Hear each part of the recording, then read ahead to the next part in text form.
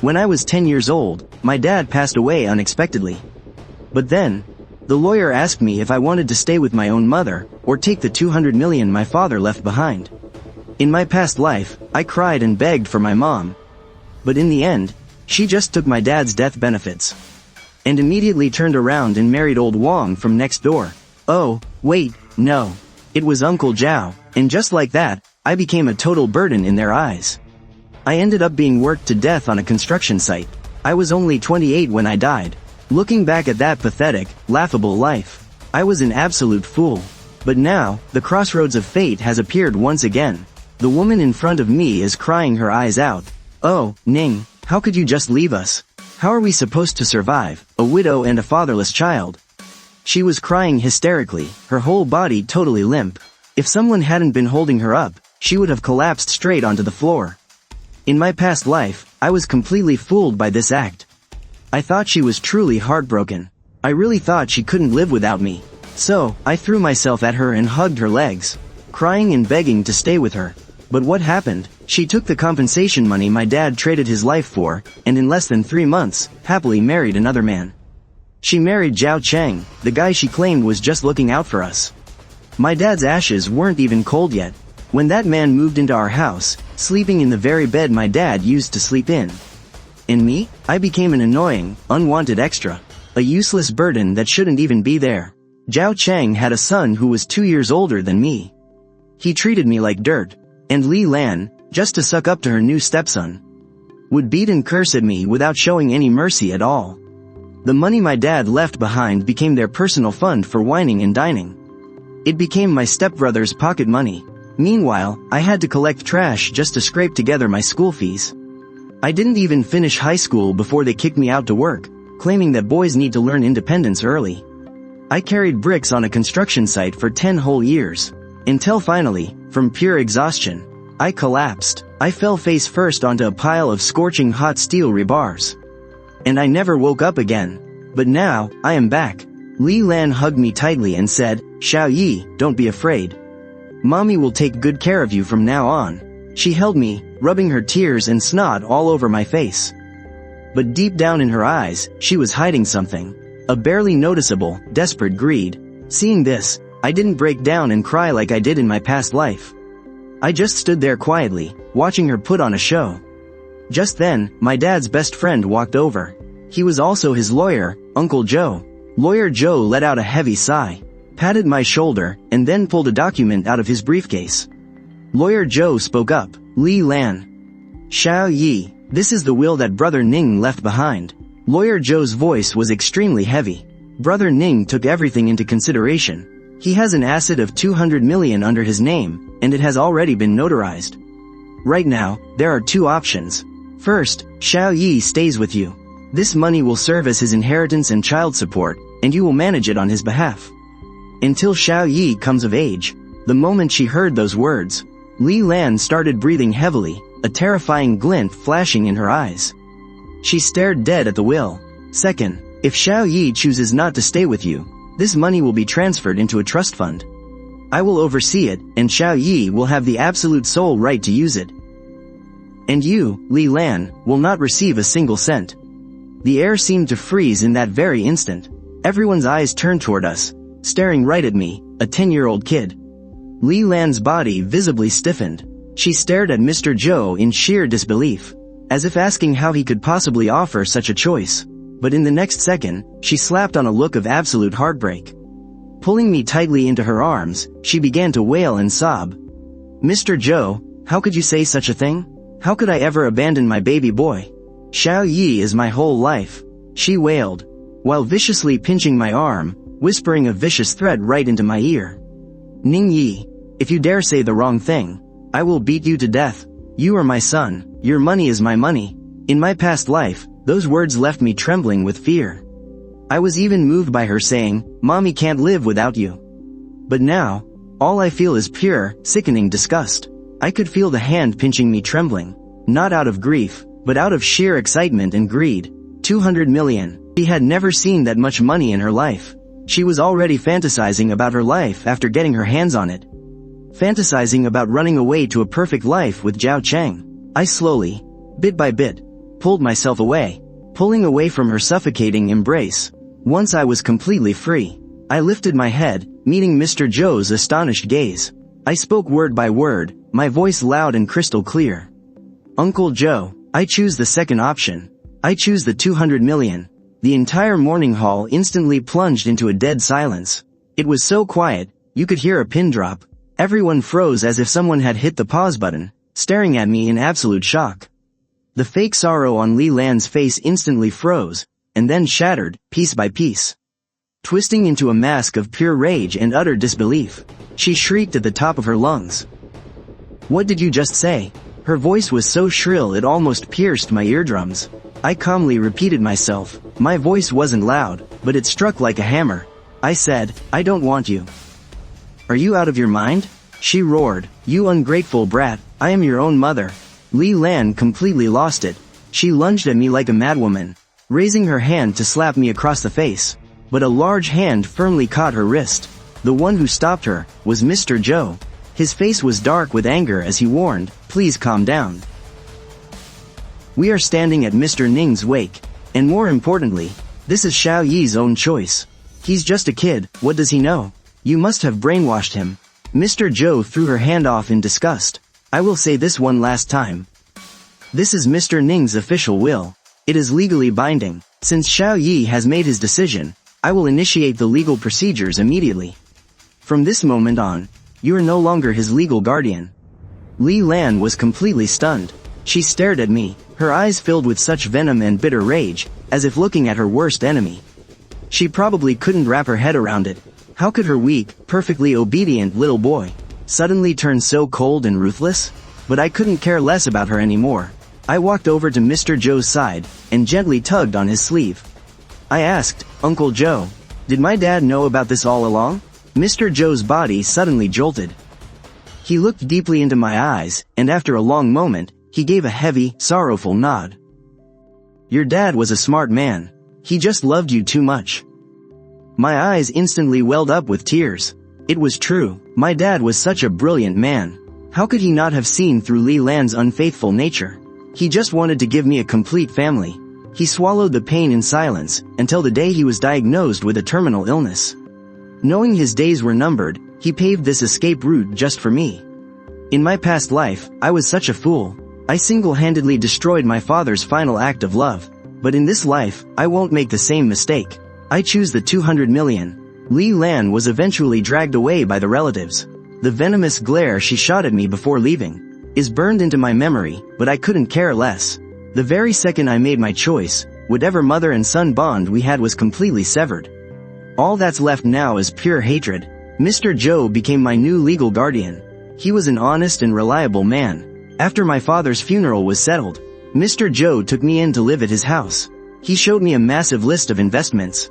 They were all the projects my dad had researched with him while he was alive. But I flipped straight to the very last page. "Uncle Joe, sell every single one of the projects on the previous pages." Mr. Joe was completely shocked. "Xiao Yi, these are all blue-chip stocks. Your dad handpicked them himself. They are incredibly stable." I just shook my head and said. I reached out my finger and tapped firmly on the list, pointing at a few totally obscure names. "Put all the money into these specific companies." Mr. Joe frowned deeply and said, "Tencent, Alibaba, what kind of companies are these? I've never heard of them in my life." "Xiao Yi, investing isn't a game." "Uncle Joe, did you trust my dad?" He froze for a second, then replied, "Of course I did." He nodded firmly. "Then trust me this one time. My dad came to me in a dream and told me to do this." It was the only lame excuse I could come up with. But Mr. Joe just stared into my eyes. They were far too calm for a 10-year-old kid. As if under some strange spell, he actually nodded. What he didn't know was, the names I had just pointed out would completely shake up the entire world over the next 10 years.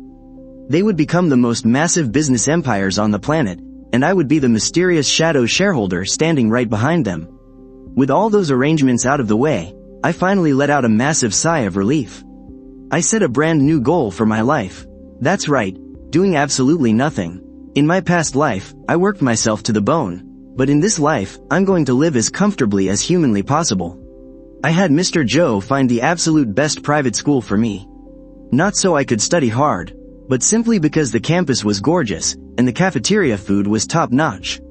I started hitting the gym, not for any deep reason, but just so I could rock an 8-pack in a V-line, and look incredibly good in my clothes. I started diving into the 8 great culinary traditions of China, and even learned how to brew my own wine. Not because I wanted to be a chef, but purely to satisfy my own massive cravings. I dumped every single annoying problem onto Mr. Joe's lap, and later on, I dumped them all onto the elite professional team that he built for me.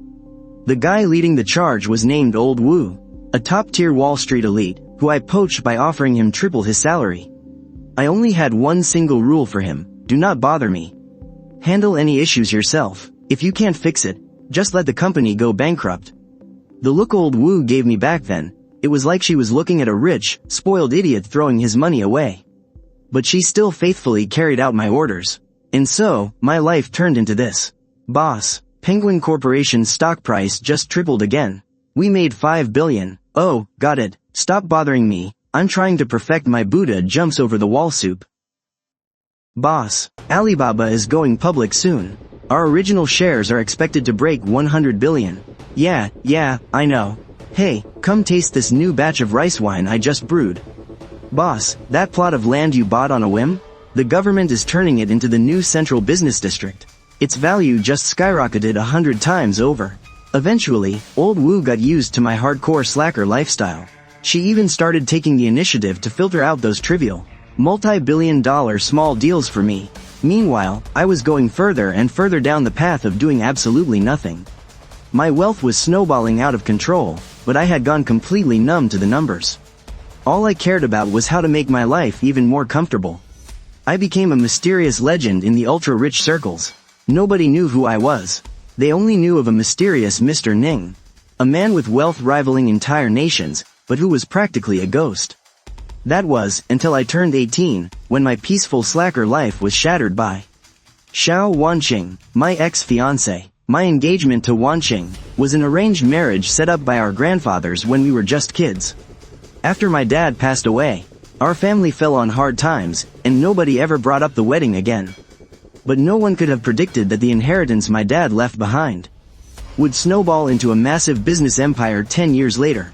Even though I deliberately kept a low profile, the resurgence of the Ning family still caught the attention of the Xiao family. And so, on the exact day of my 18th birthday, Old Man Xiao brought his precious granddaughter and showed up right at my doorstep. They claimed it was to honor the old engagement.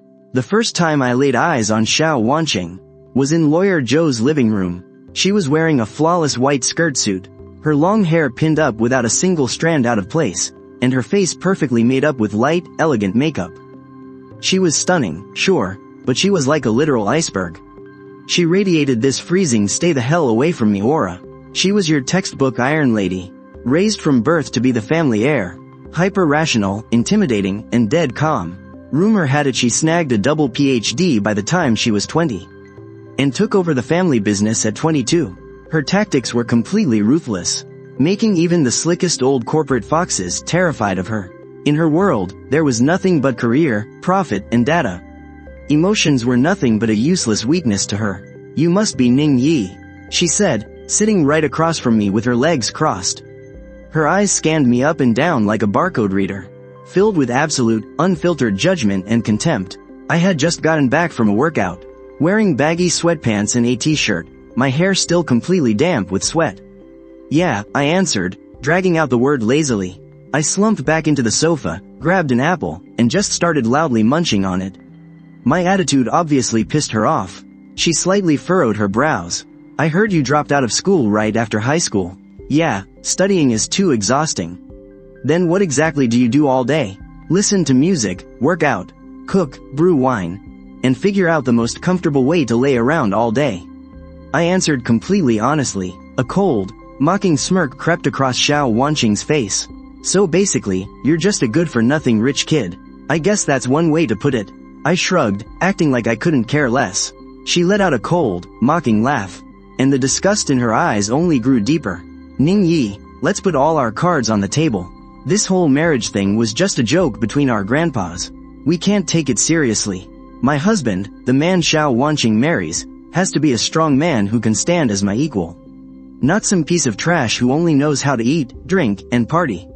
So, I looked at her, totally amused. So, I want you to go to my grandpa yourself. And call off this engagement, she ordered, sounding completely full of herself. To make up for it, I can pay you off. Or, I could even set you up with some easy, doing nothing job at our company. I almost spit out the apple I was chewing.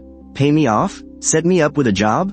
Does she even realize that her precious Xiao group, the one she's so damn proud of, is literally just pocket change compared to what I actually own? I looked at her sitting there all high and mighty, and honestly, I found it hilarious. In my past life, I wasn't even worthy of looking at her. But in this life, here she is, sitting right in front of me, offering me a handout like I'm some beggar. I wiped my mouth, and smiled right at her. Sure, Xiao Wanqing froze. She clearly didn't expect me to agree that easily. What kind of payout do you want? She asked, her face turning back into a block of ice. I don't want your money, and I don't want your job. I stood up and walked right over to her. I leaned in, getting right next to her ear. She instinctively tried to pull back, but her body completely froze up. I could smell her perfume, cold and sharp. I dropped my voice, whispering so only the two of us could hear. I want you to go to your grandpa yourself, and tell him that you aren't good enough for me. Ning Yi, Xiao Wanqing's eyes went wide with shock. She had probably never heard anything so arrogant in her entire life. She shoved me away, jumping to her feet, her pretty face burning red with pure fury. Ning Yi, don't push your damn luck. You are utterly shameless. Respect is something you earn, not something handed out. I plopped back down on the couch and casually crossed my legs. Miss Xiao, you were the one looking down on me first. Well, am I wrong? She glared down at me. People like you, what are you even good for, besides being born into money? You do absolutely nothing all day. You're just wasting space and waiting to die. How are you any different from a parasite? The difference is, I actually enjoy it. I threw my hands up. It's my life, and I call the shots. Unlike some people, who live like damn robots, calculating the pros and cons of every single emotion they feel. That obviously hit a nerve. Her face went pale, and she clenched her fists. We are from two completely different worlds. I will go cancel the engagement, and from this moment on, we are completely done with each other. With that, she turned on her heel and stormed off without looking back. That arrogant silhouette of hers, she looked exactly like a defeated white swan that completely refused to bow its head. Lawyer Joe stepped out of the study, looking deeply worried. Xiao Yi, don't you think you're being a bit too impulsive? The Xiao family has serious power in the capital. But don't worry, Uncle Joe. She's the one who wanted to break off the engagement. It's not like I chased her away. Besides, someone who can't even take charge of her own marriage. How far can she really go? I stared in the direction Xiao Wanqing had disappeared. Not a single trace of emotion in my eyes. In my past life, she was the bright moon hanging high in the sky. I didn't even have the right to look up at her. But in this life, to me, she's just a pitiful girl trapped by her own family. I'm really looking forward to seeing the look of total breakdown on her face. That's going to be so much fun. The broken engagement drama died down pretty quickly. Xiao Wanqing kept her word. Just a few days later, the Xiao family officially announced the cancellation of our engagement. I was more than happy to finally have some peace and quiet. I went right back to my laid-back lifestyle. Old Wu still called me right on time every single day, reporting exactly how many more millions I had raked in. My personal wealth had ballooned into a terrifying number that even I couldn't be bothered to count anymore. But I still wore my cheap sweatpants every day, driving around in a totally ordinary, basic car, bouncing between the gym and the local grocery market, until one day, I met a literal angel inside a dessert shop that was right on the verge of going bankrupt. It was a tiny little shop tucked deep away inside an alley of the Old Town district. The decor was beautifully traditional, selling old-school Chinese desserts that were almost lost to time. What caught my eye was the handwritten wooden sign right by the entrance. This was the exact dessert my dad loved making for me the most when I was a kid.